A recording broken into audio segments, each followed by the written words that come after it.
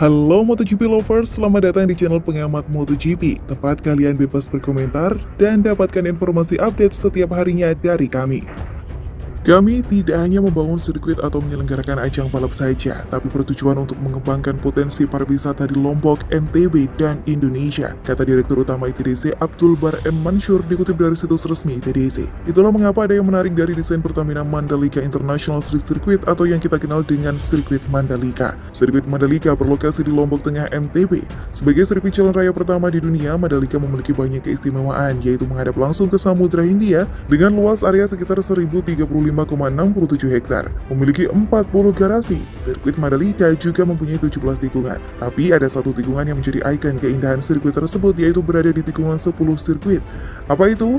Tikungan 10 sirkuit internasional Pertamina Mandalika menjadi daya tarik utama sirkuit ketika balapan karena memiliki view yang indah. Tepatnya tikungan 10 berada di tepi pantai Tanjung Aan yang cantik. Spot tersebut menjadi keunggulan sirkuit Mandalika. Pantai Tanjung Aan merupakan salah satu tempat yang indah di kawasan sirkuit Mandalika. Pantai ini memiliki pasir putih yang membentang panjang. Bahkan garis pantai Tanjung Aan melengkung seperti bulan sabit. Terlebih air lautnya yang bening serta ombak yang begitu damai bisa membuat para wisatawan betah di Mandalika. Selain memiliki spot view yang cantik, tikungan 10 juga menjadi tikungan yang digemari para pembalap karena sangat menantang.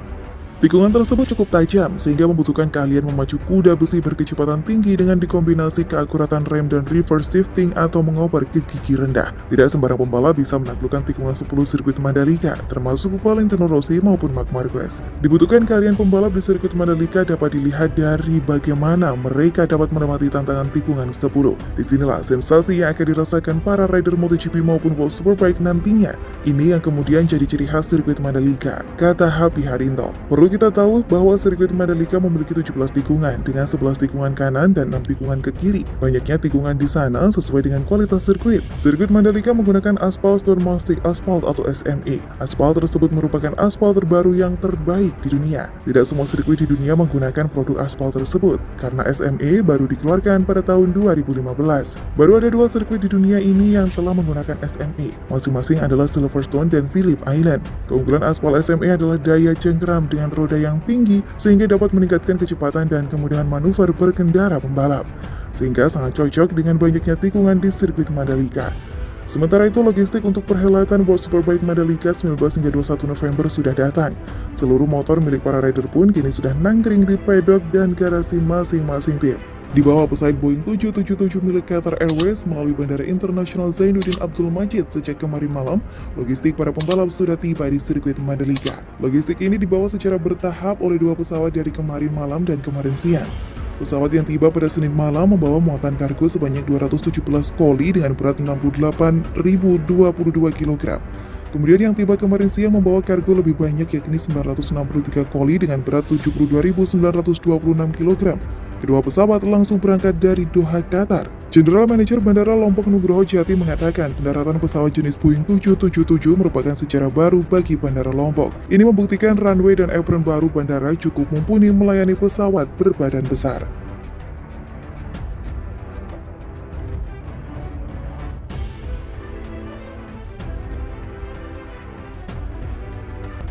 Dikutip dari Kompas, Espeleta menuturkan indahnya sirkuit Mandalika.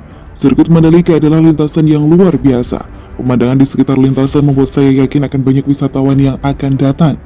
Dengan pemandangan seperti itu, saya merasa Dorna harus mengatur jadwal terbaik agar para pembalap bisa tinggal lebih lama setelah balapan, ujarnya. Sporting Director Dorna Sport Carlos Espeleta bahkan tidak bisa menutupi antusiasmenya dalam menyambut balapan jalan raya pertama sepanjang sejarah MotoGP tersebut. Mungkin karena hal inilah Dorna tidak sabar ingin ke Mandalika. Terlihat dari jadwal MotoGP, meski seperti tahun sebelumnya, MotoGP 2022 akan dimulai di Qatar. GP Qatar dijadwalkan pada tanggal 8 Maret 2022, namun GP Indonesia sendiri akan hadir dalam seri kedua pada 20 Maret 2022. Ini merupakan pertama kalinya MotoGP akan menggelar balapan motor tingkat dunia di Indonesia.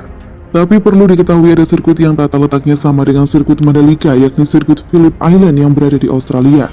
Sebelum masuk ke informasi, Indonesia patut berbangga dengan kehadiran sirkuit Mandalika karena sebentar lagi sirkuit Mandalika yang berada di Lombok Tengah, Nusa Tenggara Barat itu akan menjadi tuan rumah ajang balapan paling terkenal di dunia, yakni MotoGP pada 2022. Saat ini kawasan Mandalika digadang menjadi Bali baru dan kawasan ekonomi khusus, membuat Mandalika banyak nilai lebihnya. Selain dapat menikmati ajang balap motor bertaraf internasional, kita juga bisa menikmati tempat wisata yang ada di sekitarnya. Mulai dari Bukit Merese, Pantai Tanjung Aan, Pantai Seger, Pantai Kuta Mandalika, Pantai Gerubuk, hingga berkunjung ke Desa Adat Sade dan Desa Adat Ende. Seperti halnya Mandalika, sirkuit yang berada di Australia, yakni Phillip Island, juga berada dekat dengan bibir pantai. Sirkuit Phillip Island terletak di Pulau Phillip, Victoria, Australia, tepatnya di 381 Big Beach Road. Sirkuit yang satu ini telah dibuka sejak 2018 dan mempunyai pemandangan yang sangat indah. Sirkuit dengan nama panjang Sirkuit Grand Prix Phillip Island ini dimiliki oleh Eileen Fox dan menjadi sirkuit menantang bagi para pembalap yang handal maupun yang kurang mahir. Jam kunjung yang biasa disukai adalah jam-jam sekitar pukul 4 sore karena hamparan pemandangan laut terlihat keren dan mempesona. Namun sangat disayangkan sirkuit Phillip Island terancam tidak bisa menggelar balapan MotoGP maupun balapan skala internasional lainnya. Mengapa? Selain kehadiran sirkuit baru seperti sirkuit Mandalika yang ada di Indonesia, sirkuit Phillip Island juga mempunyai kekurangan lainnya. Apakah itu? Pada dasarnya ini sudah jadi kritikan sejak lama namun tidak terlalu digubris, yaitu fasilitas di sirkuit Phillip Island dianggap masih kurang dibanding sirkuit lainnya. Phillip Island punya pit lane dan kompleks pedok yang cukup kecil, area parkir yang masih di padang rumput, dan akses ke pedok melewati jalan terbatas di atas tanah. Sirkuit ini punya kontrak panjang dengan Dorna Sport. Pada 2016 lalu, Phillip Island dan Dorna Sport menyepakati kontrak berdurasi 10 tahun hingga 2026. Namun kini lisensi sirkuit Grade A dari FIM akan habis di akhir tahun ini. Jika tidak bisa memperbaiki fasilitas dan gagal mendapat perpanjangan lisensi Grade A FIM, Phillip Island tidak bisa menggelar MotoGP. Selain faktor kehadiran sirkuit baru dan fasilitas kurang, larangan masuk ke Australia juga akan mempersulit homologasi sirkuit ini. Tentu, pengelola sirkuit harus segera bekerja keras mengupgrade fasilitas sirkuit. Namun Phillip Island masuk dalam jadwal sementara MotoGP 2022 pada tanggal 16 Oktober mendatang. Sirkuit Mandalika akan menggelar balapan pada 13 hingga 15 November 2021 dengan gelaran Idemitsu ASEAN Talent Cup. Sepekan kemudian bakal digelar ajang lebih bergengsi World Superbike yang berlangsung 19 hingga 21 November. Para pembalap itu akan menggelar lintasan sepanjang 4,310 km yang memiliki 17 tikungan terbaik di dunia. PT PP Persero Tbk, BUMN Konstruksi dan Investasi memastikan aspal lintasan sirkuit Mandalika memiliki kualitas terbaik sesuai standar mutu FIM. Dilansir dari CPNN, Komisaris Independen menuturkan dengan kualitas aspal yang digunakan, lintasan sirkuit Mandalika dapat digunakan dengan kecepatan puncak hingga 310 km per jam, kata Nur Rohmat. Kondisi demikian disampaikan saat dirinya bersama jajaran komisaris dan direksi perseroan melakukan kunjungan kerja ke sirkuit Mandalika. PT PP menggunakan campuran aspal khusus yang digunakan untuk sirkuit balap, yaitu Stone Mastic Aspal atau SME. Keunggulan aspal SME salah satunya adalah daya cengkram dengan roda yang tinggi sehingga dapat meningkatkan kecepatan dan kemudahan manuver berkendara untuk pembalap.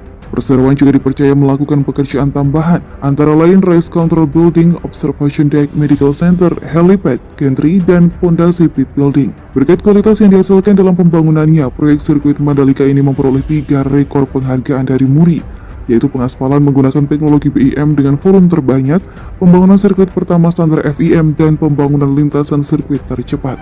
Lintasan sirkuit yang dibangun ini merupakan sirkuit MotoGP pertama di Indonesia yang memiliki hasil pengaspalan termulus berkat teknologi yang digunakan dalam pembangunannya. Proyek pembangunan sirkuit Mandalika ini dikerjakan sejak bulan Juli 2020 hingga Agustus 2021 dan menjadi pembangunan lintasan sirkuit yang tercepat.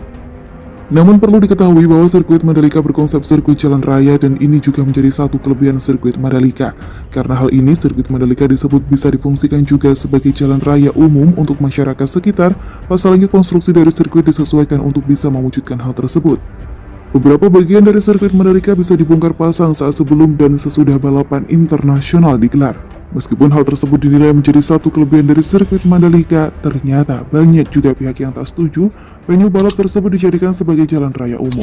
Setidaknya ini dibuktikan oleh komentar-komentar netizen yang muncul di Instagram MGPA tersebut. Ada beberapa netizen yang mengatakan bahwa sirkuit Mandalika akan cepat rusak jika dipakai oleh masyarakat Indonesia, seperti ditulis akun @sopian.zayid. Please jangan jadi sirkuit, mau inner atau outer, orang Indo belum disiplin.